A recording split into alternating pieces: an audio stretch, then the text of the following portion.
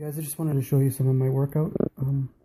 Instead of doing it on the bench, you can do floor presses. That kind of keeps your arms from going down too low, which can sometimes stress out your shoulders. But it's also an easy way to drop the weights if you have an issue on the pillows that I've got beside myself. Because as you get heavier dumbbells, it gets hard to get out of those positions sometimes.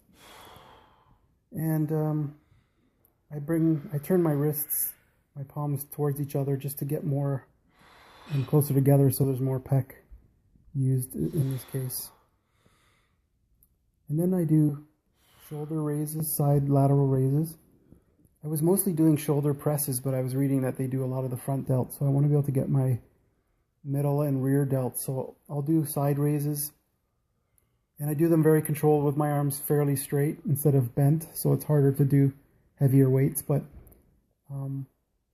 what I'll do often after the side raises is I'll bend over and do rear flies as well as a sort of a superset. And I'm just hitting the major body parts, shoulders, chest. This is an older clip of me doing some pull-ups or chin-ups.